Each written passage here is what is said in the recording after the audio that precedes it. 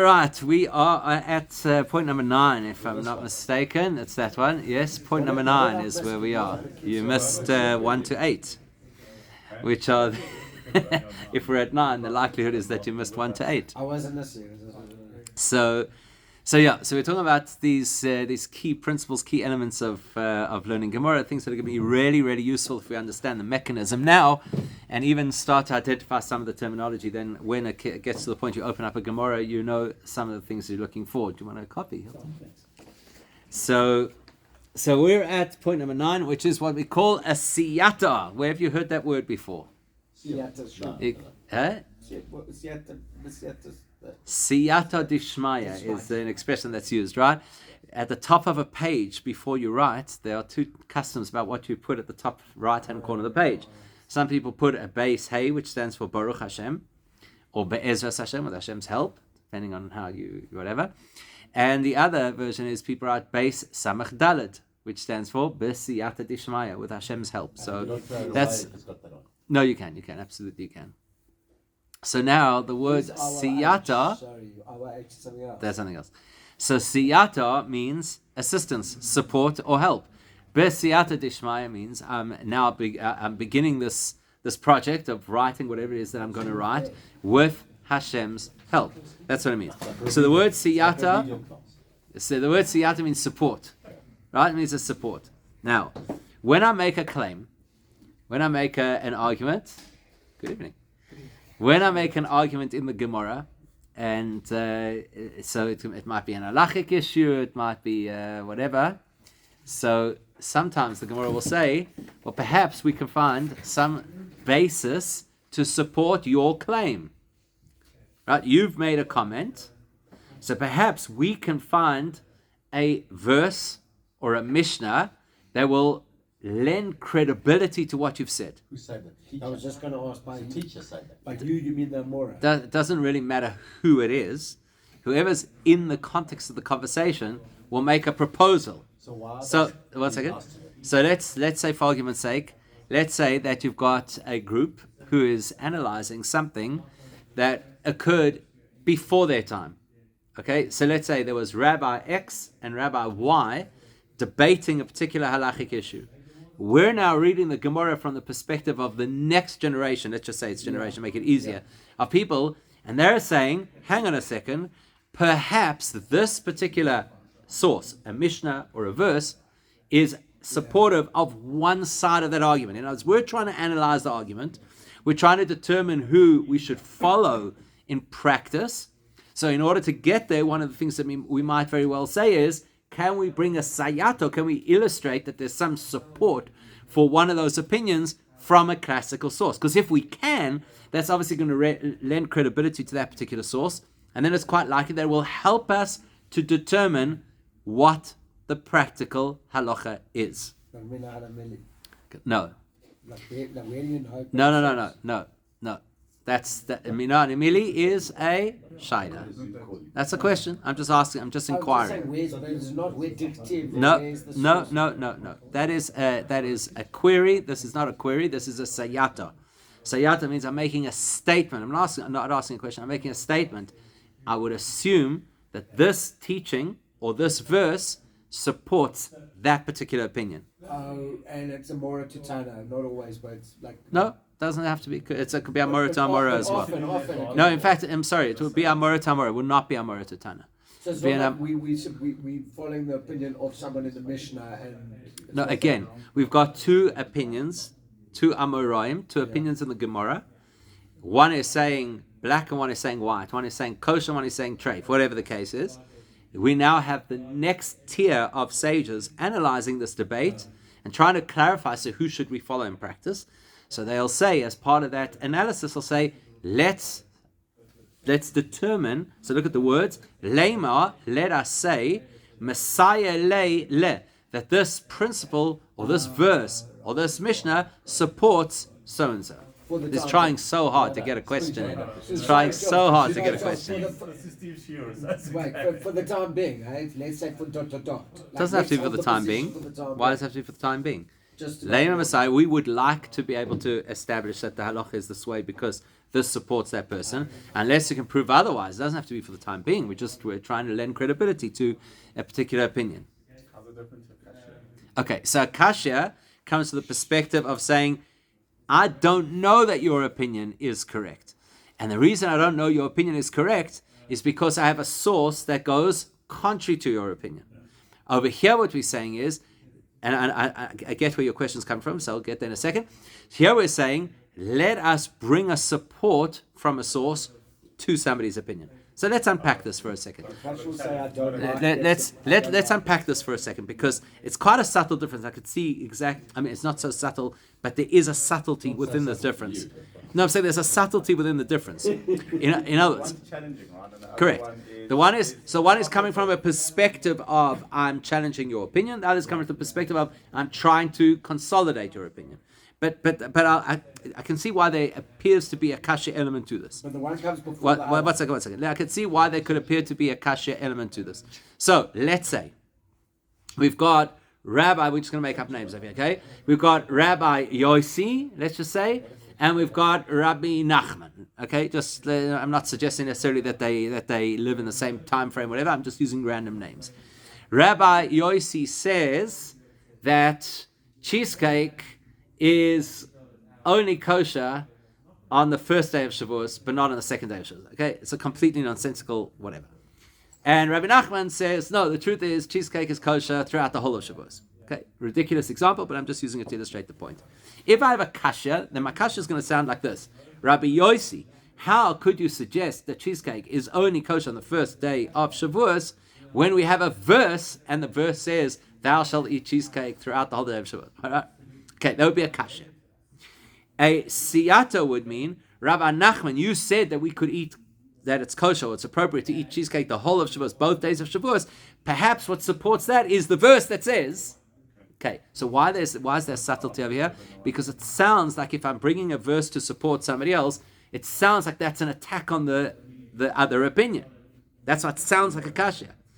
The thing is, just because this information supports that view does not mean that this information is a direct conflict with the other view. So that's why a siyata is not necessarily a kasha on the other view. Can you bring a kasha on the siyata? Can you bring? No, you cannot. How can you bring a kasha on a siyata? Well, I'm bringing this to support an argument that's been Right. made, and I'm another rabbi that doesn't like what you brought to support. That's not a kasha. So, like, I don't like. That's not a kasha. A kasha is always based on a source. Okay. Okay, so this is what we learned last time. That would be what's called an askafta, which means I have a logical issue. With the fact that you're associating that source with this opinion. That I could do, but to raise a kasha doesn't make sense. You can't bring a kasha against a siyata. Wouldn't make sense. Is this precedent? Is this a siyata precedent? Or is it, I'm trying to, it wouldn't be as strong as a precedent. I'm trying to say that this lends credibility to what you're saying, rather than saying this illustrates exactly what you're saying, right? It lends credibility to what you're saying, because it might not even be talking about the exact same circumstances, but because of the way that this particular source is framed, it could lend credibility. Okay? more friendly. Yeah, there's precedent, for sure precedent. That's my, yeah. No, but when you speak about precedent, I'm saying we have spoken previously about the concept of precedent. So are there two views here, and you're saying let's try and find something to support one? It's not, we're not saying let's try to find something. We're saying we are aware of something that we think lends credibility to one opinion. We haven't gone out hunting for So a what about proof. the other opinions? Well, I don't know. This is what I'm aware of. I'm aware of this information that seems to lend credibility to that opinion. It's not my job now to go and find something for everybody else. Then what do I do to find this information? I'm not sure what you mean. You say, I'm aware that there's something that might support this. That means I have knowledge, right? I have knowledge from the Mishnah, from the Torah, whatever. I have knowledge. And here I'm using the knowledge that I have to say, perhaps what I know lends credibility to this opinion. Discuss it. You talk about what you think. Yes. Yeah. if the original opinion that you're supporting, when you're saying what I know lends credibility to a position, right? Is it only to positions that do not have like directives or whatever, like if a Tana is or in a Gemorah, let's say, is given a position and there's been a Mina Halamili already, and he says, like, I know my position because of X, Y, and Z. Yeah, then you wouldn't go for a Then you sayata. wouldn't go then Why later would you on. bring up a sayata to That's be what I'm asking. superfluous? That's what I'm asking. It's only Yeah. you bring it up later on for a guy with an opinion where he hasn't brought any precedent. Correct. So we don't have a clear. This is the original source. So therefore, we're saying lema. We're suggesting Messiah that this could. So it's needed. You wouldn't need it if there was a Again, I don't know if it's needed. Could be that it stands on its own logical feet. But I'm saying I want to lend credibility. I want to endorse a particular opinion because I have this information that potentially could endorse that opinion. What's the Hebrew, the English? Lema. So lema, let us say, Messiah le. Now, that's just because of the nature of Aramaic grammar. If you had it translated literally, it would be, let us say, it supports to him, to, and then you put the person's name. So that it's a little bit more cumbersome in Aramaic than we'd say in English. In English, we'd just say, let us say, this supports him. But the Aramaic says, Messiah le, it supports him, le, so-and-so. Okay, support so-and-so. Okay, ready? Now we're getting to a very, very interesting mechanism in Gemorah, which is called a rumya. A rumya is a contradiction, not to be confused with a kashya, not to be confused with an argument. Now, unfortunately, one of the things that people naturally do is they blur the lines between a kasha, challenge, an argument, which is two different opinions about an issue, and this concept, which is a contradiction. So let's understand what the differences are. Okay, so here's a kasha. A kasha, and I'm talking in the broadest terms over here. So under the banner here of kasha, we're including askafta, so the two variations of a kasha. Basically, a kasha is this. Somebody gets up and says that the law is you may not have a haircut on Rosh Chodesh. Okay? Somebody gets up and says, which happens to be the fact, right? That you're not allowed to have a haircut on Rosh Chodesh. Okay? So somebody gets up and makes that claim. You're not allowed to have a haircut on Rosh Chodesh. So I'm going to ask a kasha. What's the kasha? The kasha would be, but we have a verse in the Torah that speaks about how the Leviim had to shave in order to prepare to serve in the Mishkan, and that was on Rosh Chodesh. You have to know your stuff. Okay? Yeah. Fine. But that would be a kasha. What's a kasha? A kasha is you've made a statement, and I've managed to bring to the table a classical source that appears to contradict your statement. Okay? It appears to challenge. Let's use the word challenge. We don't use contradict so we don't confuse ourselves. Challenge your statement, and then you'd have to defend that. You have to say, well, you misunderstood the context, or or maybe that was what's called a rasha. Maybe that was just an instruction that was in that particular context, but it doesn't apply any other time. Whatever your response is going to be. An argument is, Rabbi Yehuda says you may not cut your hair on Rosh Chodesh, and Rabbi Meir says you may cut your hair on Rosh Chodesh. That's an argument. It's two parallel statements. It's two views. Nobody's challenging anybody else. Nobody's quoting sources. They're just stating their views on what the halacha should be. A contradiction is where an individual says, I have this verse and I have that verse, and the two verses appear to contradict each other. Or I have this Mishnah and I have that Mishnah, or the statement of Rabbi so-and-so in the Mishnah, and the statement of Rabbi so-and-so in a different Mishnah, and he sounds like he's contradicting himself.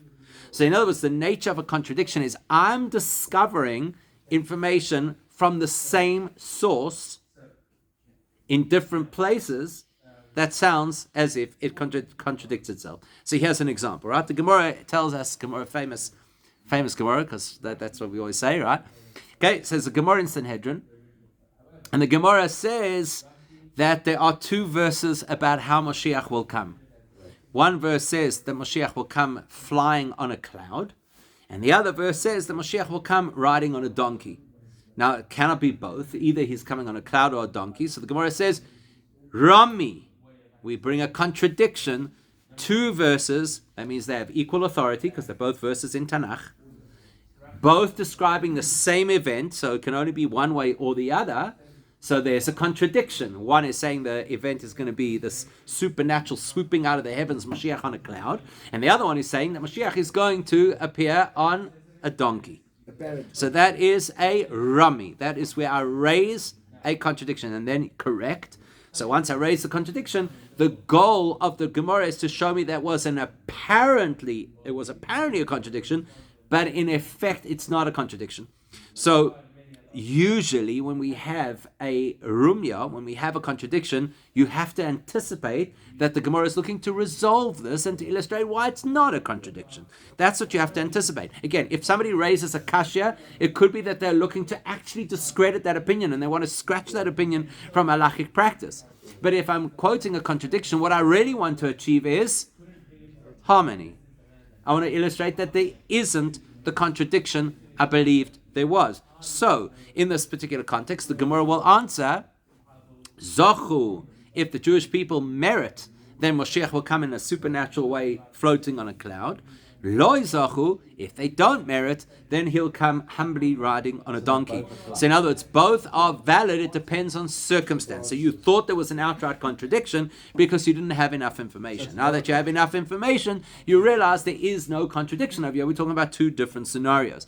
And the same thing would apply often with the quotation of a rabbi. Veraminahu. So you'll see over here the words over there. Veraminahu. Somebody makes a statement, and then straight after that, the Gemara says, but we're going to contradict that statement because we've seen the same rabbi make a statement elsewhere that seems the opposite of this statement. And again, it's an apparent contradiction. Sounds like the man is not in touch with himself. Sounds like he's saying different things in different circumstances. We'll then illustrate there was a particular context. Here is a different context. Again, the objective of a rumya is to clarify, not to discredit. So the goal of the rumya is to arrive at that point of clarity where you no longer have the contradiction that you imagined you had. Otherwise, what's the point? Yeah. Right. Just it might be slightly on the side, but like I haven't been also demands resolution. Not necessarily.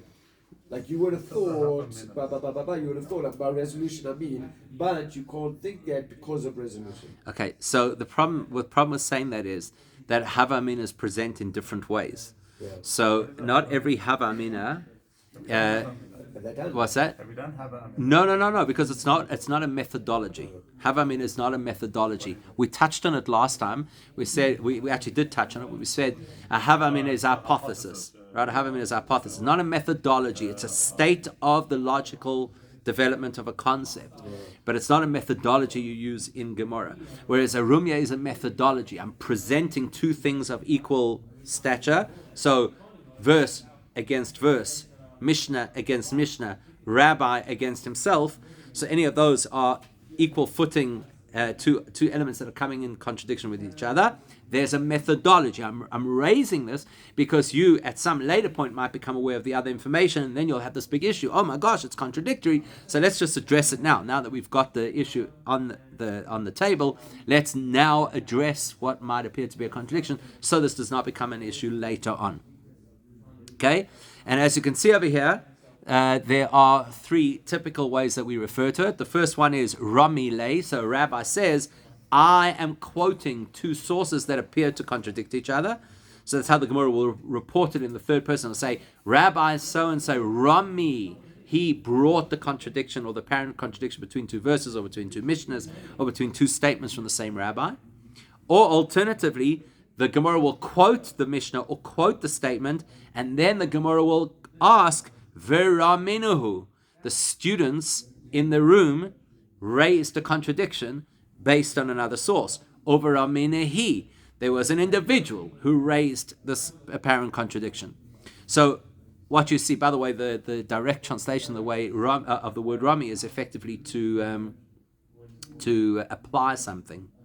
So in this case, it's applying a contradiction. I'm only drawing your attention to that because there will be times that the Gemara uses the word Rami and it does not specify that it's a contradiction. It's just applying something to something else. So Rami alei shavua, they applied the obligation of taking an oath. It's an expression that you could use. It has nothing to do with contradiction. So you just have to be aware that sometimes there are alternate uses for the same word, but as a methodology, a rumya is always introduced by the same words. Rami le, or veraminahi, or veraminahu. Those are going to be the things that alert you to the fact we're now using this methodology of raising two equally valid sources that appear to contradict each other with a view to resolve that contradiction. Okay? Would that be a rebuff? Like somebody said, but it says somewhere else in the Gemorah that this is actually was. That's a question. So Do again, you use it as a rebuff? I mean, like, no. when would you actually use? So you would use it. You're using it essentially as a form of clarification, because let's say the Gemara has just quoted this person, and we know because the sages who are being quoted in the Gemara have this bird's eye view of the whole of the quantum of everything that's discussed in the Gemara. So they bring up this particular thing, and the rabbi says, but I know there's elsewhere that sounds like a contradiction, so I'm bringing it to the table now so we can sort this out so it doesn't become an issue for you later on, rather than trying to rebuff your opinion or challenge your opinion or any of those things. Okay. Not part of none, not part of the support. Because it's ultimately leading to Yeah, but again, support. the point of us of bringing support is somebody's made a comment, and we're trying to find a different source that lends credibility to their comment. Here we're talking about an equal source that appears to be in contradiction with the other equal source. So the acknowledgement that there's two sources that clarifies why it's not. Right. And in doing so, in all likelihood, I'm going to learn more about the topic. So we just learned something new about Mashiach. We learned that there are two possibilities of how we get to have Mashiach. Either we earn it or it's Hashem's gift to us. That's information we learn out of the fact that we're trying to resolve a contradiction. There's not a one or other scenario. It's always going to be a both. It's going to be a context, yeah. Once you understand the context, both are valid in context. Exactly. Okay, number 11. Srichusa.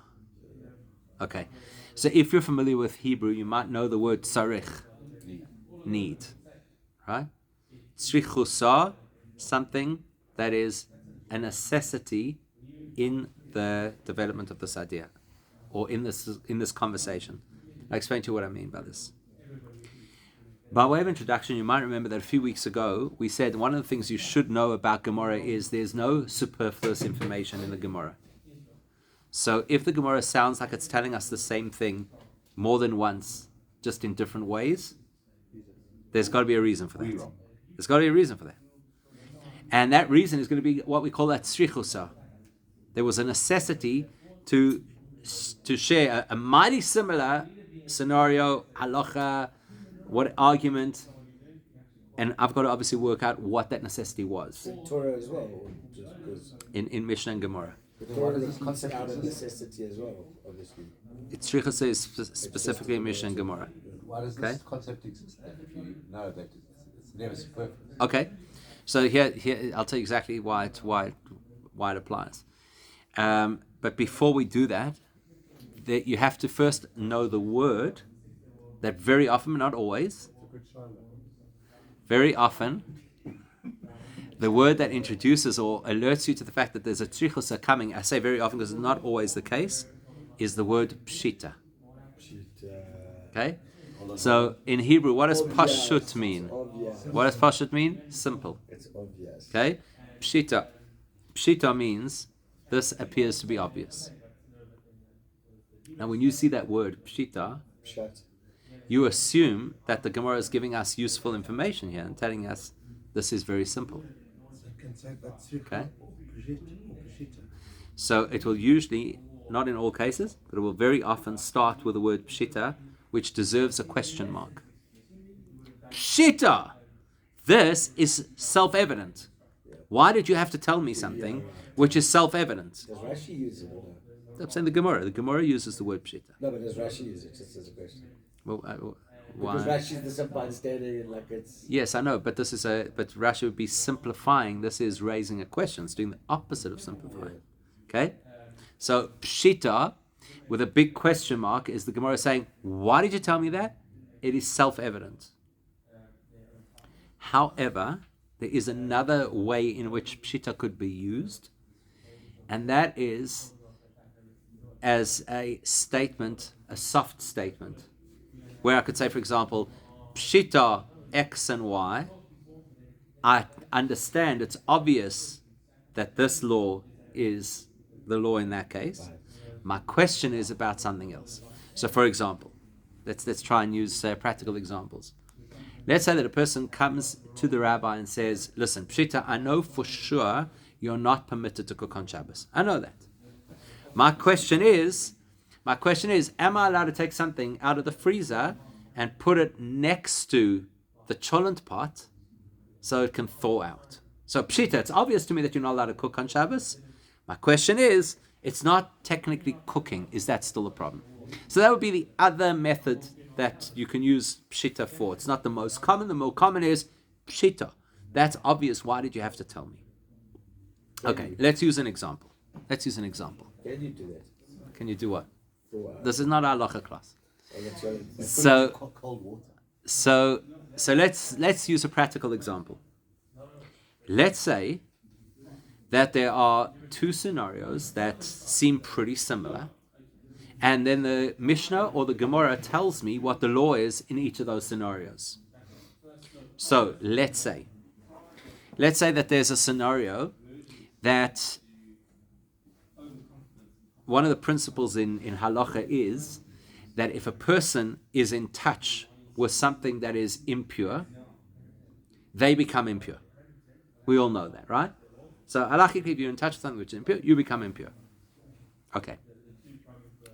So now, let's say that the Mishnah tells me, if a person is walking in an alleyway, and there is a corpse lying across the width of the alleyway. So if you walk through that alleyway, you are now considered impure. That's, let's say, one Mishnah. And let's say that the other Mishnah says that if a person is, let's just say, in a cemetery, and they step over a grave, they are impure.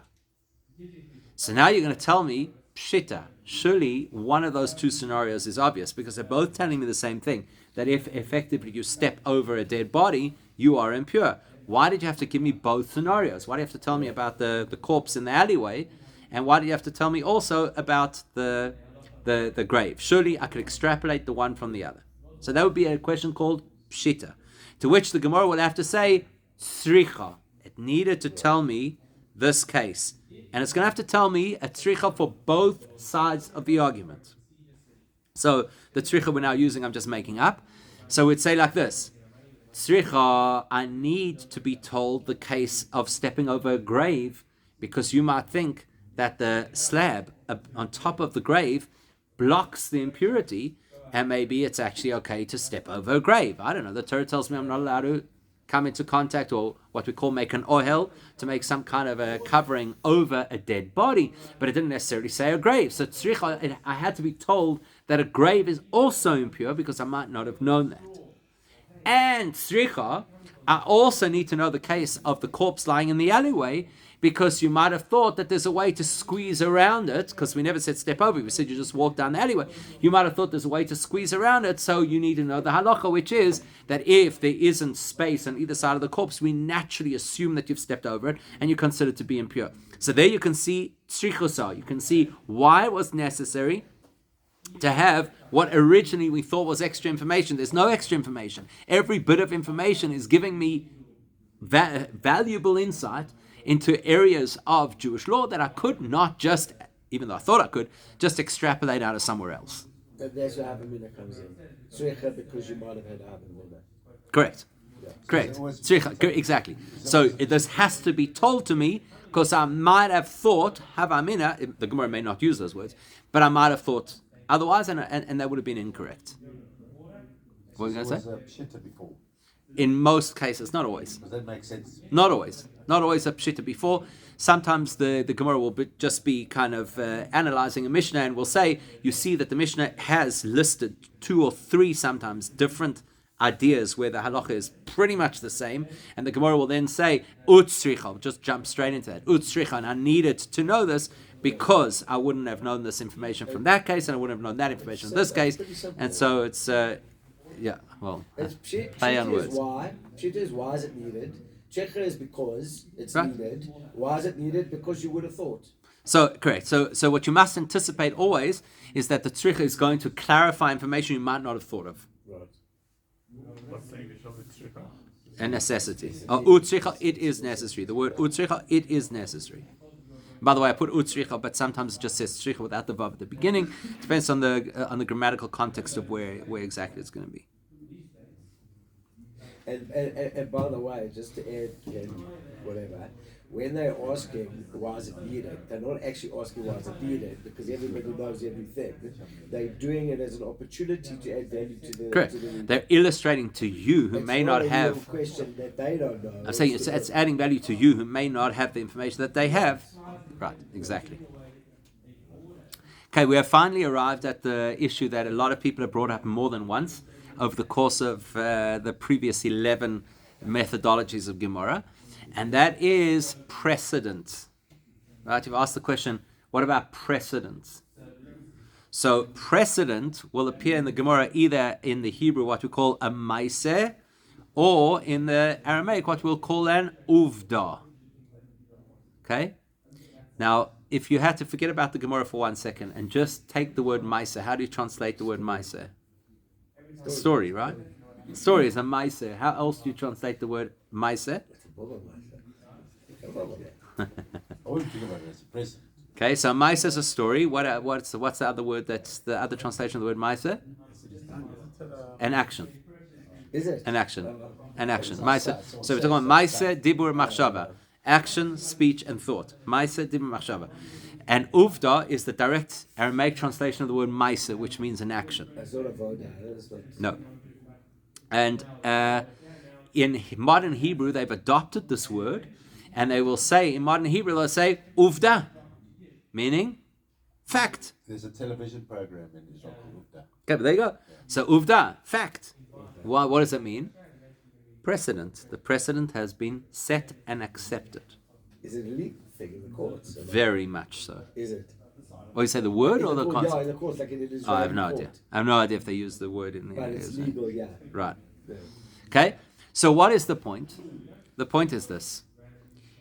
You could learn any part of the Torah you wish, and you're not 100% guaranteed that you've understood it accurately. Right? You could be the greatest scholar. You don't know. The minute it's been translated into a precedent, means there's actually been a ruling, or more than a ruling, we've actually got somebody who is considered at the highest tier of respect in the community, who's actually behaved this way, then we say that is the greatest proof that this must be the halacha. It's not a court decision. It might be, but generally speaking, in the Gemara, you're not going to hear the court ruling. You're going to hear Rabbi so and so ruling. So that's technically a court ruling, but you're not going to hear it in those words. You're going to hear it. Whoever at the time made a ruling. Right. Or acted in a way. So the more common is he acted in a way. Okay? So they'll say, Maaseh be, there was a story of so-and-so, or Uvda de, there was a story of so-and-so.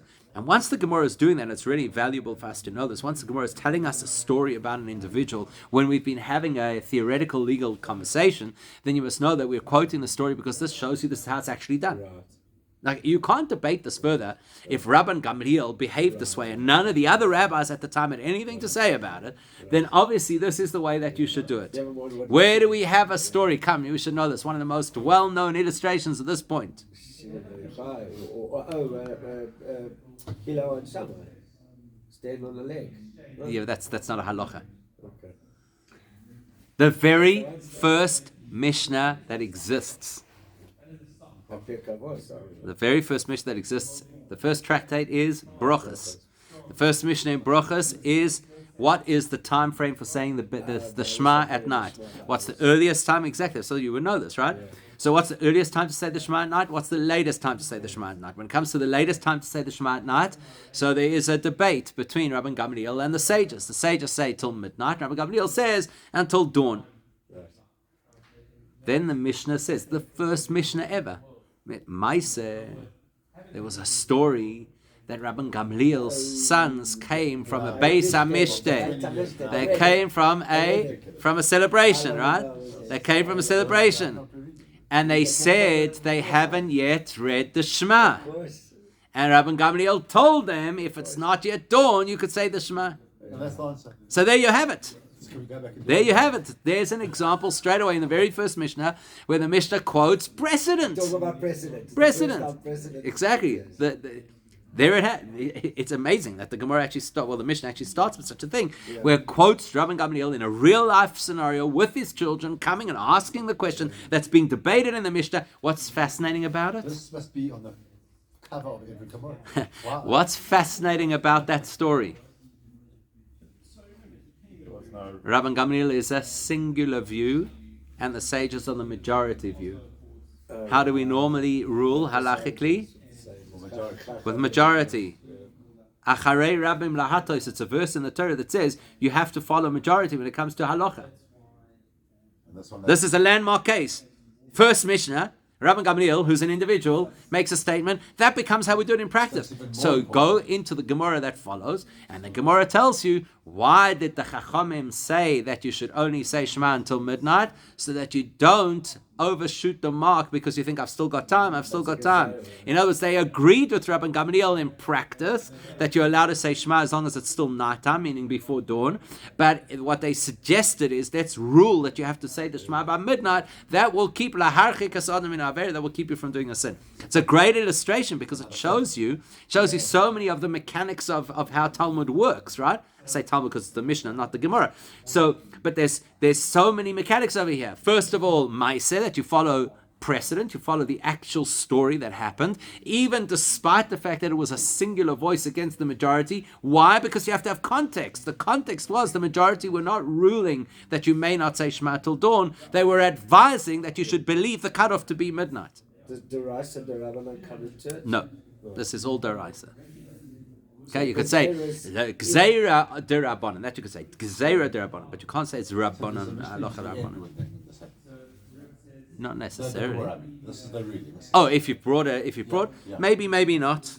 We might be able to dig up a different story with a different rabbi who behaved differently, and then it's. That can happen, right? You can say, we have another that was so and so. It can happen, who behaved differently. But generally speaking, a story of a recognized leader of the community at a particular time is an incredibly compelling argument. For the sake of halacha, you're typically not going to find somebody then afterwards undo it. Can you bring a story as a source? A story as a source. Or like a master, can you bring can you reference? Well, is that not what a precedent is? Is that? But that is what Yeah. it is. It's what we okay. Got it. Was that not a contradiction? No, that was an argument. No, because the majority said midnight, he said in the morning. Correct, but that's an argument. A contradiction is source A here, source B elsewhere. Yeah. Okay, but no, it's a very important point because that's very important. If it's in the same conversation, it can't be a contradiction. It's an argument. A contradiction is bringing different comments from elsewhere. Okay, very very important point. Okay, so the Gemara tells a story. Two rabbis walk into a town. They walk into a town, right? So two rabbis arrive in this town, and they both give a shiur. Each one of them gives a shiur. The shiur is jam-packed, and the other just picks up stragglers. So the rabbi whose shiur was stragglers was feeling very bad, like nobody's interested in what I have to teach. The other rabbi who packed out the yeshiva wanted to console him. So he says, let me ask you, if two merchants come into town, one is selling diamonds and the other one is selling trinkets, who's going to have more customers? So cool. Okay, it's a great response, right? Yeah. who's going to have more? So in other words, he was telling him the reason you had fewer people is because your product is an elite product. That's basically what he was telling him. The elite product that he was teaching, he said, is called Shmaitasa, which is our next thing up here, number 13. Shmaitasa comes from the word Shema, which is to listen. So Shmaitasa basically means things that were passed down through the oral tradition. That's a Shmaitasa. Never seen two same letters in it. Oh, it's not uncommon in Aramaic, right? Shmaitasa. And Shmaitasa means a section or comment, usually a section of the Gemorah that is focused on an halachic issue. That means that the vast majority of Gemorahs are Shmaitasa Gemorahs, because most of what the Gemorah is doing is discussing halachic issues.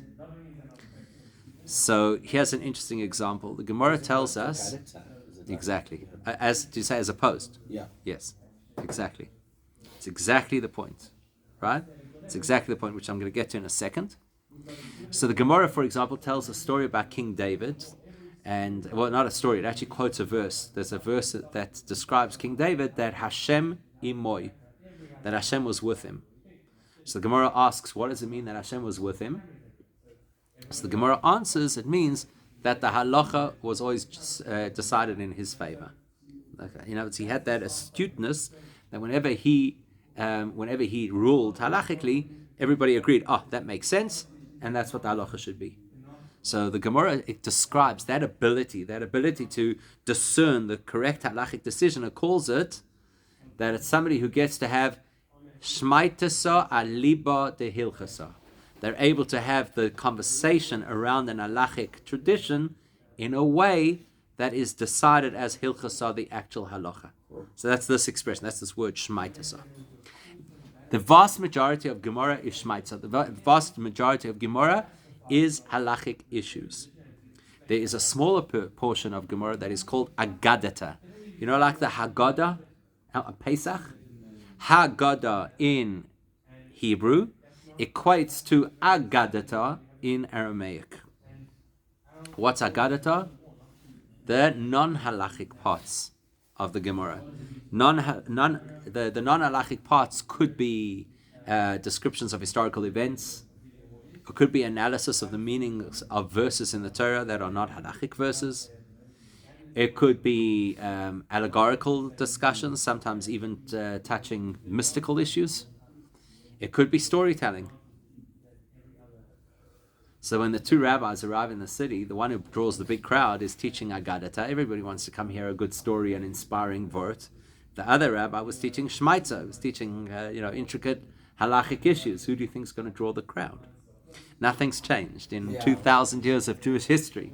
Nothing has changed. You want to advertise Agadata, people are lining through the doors. Tell me something interesting topic, mythical, mystical, whichever one it is, we're there. You tell me, I want to go through the halachas of kashering a convection versus a microwave oven. Nobody's knocking your door down. Okay? So that's the thing about Shmaitza. Shmaitza does tend to be a little bit more is completely legalistic, therefore sometimes tends to be a little bit dry for people, and you have to anticipate that the vast majority of Gemorah is focused on Shmaitza. It's so difficult to learn because people, it's a long, hard slog to get through. I don't know if that's the only reason, but it's definitely one of the big reasons. Is because we're the download generation, and here you're giving me something that's going to require a whole lot of mental gymnastics before I even get every once in a while. It's like the Agadatas are dotted nicely. Well, it depends. Some Gemorahs have a lot more Agadata. For example, the Gemorah Megillah has almost an entire chapter out of the Gemorah that is dedicated just to going through the verses of the Megillah and telling the story behind them. So it really depends. Some Gemorahs have almost no Agadata, right? It depends on Nothing better when you're not expecting it and you slog, and suddenly you walk into an Agadata. It's like the best. It's rewarding, right? It's proper rewarding. Why is it relevant? Like, it's not a method, it's not an argument, it's not a... Correct. So that's why you'll notice that the heading that I used was key elements rather than key mechanisms, because it's an element of Gemorah. And by the way, I didn't make up this list, right? So I just tried to find a nice English title for it. So correct. So the vast majority of them are methodologies. And by the way, the order is also not the order is not mine. There's a tradition about from Shmuel HaNagid what the order is of these particular things. So this is not a methodology per se. This is just an understanding of a nature of how Gemorah works. Okay. I think that's where we'll pause. We'll leave Sugya for next time, and hopefully, if we're focused, then we can finish the list. Please God, next week. Then are we going to do a Gemorah using? Of course not.